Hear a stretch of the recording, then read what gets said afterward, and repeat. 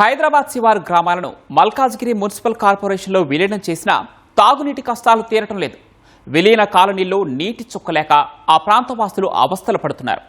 నీటి కష్టాలు తీర్చాలంటూ చెంగిచెర్లలోని జలమండలి కార్యాలయం ఎదుట మహిళలు, బీఆర్ఎస్ నేతలు ఖాళీ బిందెలతో ఆందోళన చేపట్టారు. బోడుప్పల్, చెంగిచెర్ల, మేడిపల్లి, ఫిర్జాదిగూడలలో నెలకొన్న తాగునీటి సమస్యపై అధికారులకు వినతులు చేస్తున్నా పట్టించుకోవడం లేదని వాపోయారు. గ్రామాల్లో బోర్డులు మారడం తప్ప సేవల్లో మాత్రం ఎలాంటి మార్పు లేదని మహిళలు అసంతృప్తి వ్యక్తం చేశారు.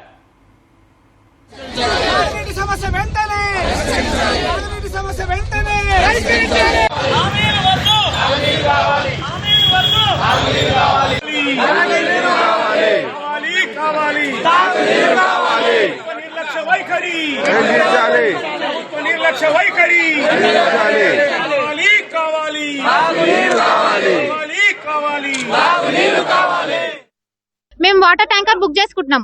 వాటర్ వస్తున్నాయి, టైం తీసుకొని వస్తున్నాయి. ఎట్లా వస్తున్నాయి? నీళ్లు లేనప్పుడు ఎట్లా వస్తున్నాయి? అంటే పైసలు కడుతున్నామని వస్తున్నాయి.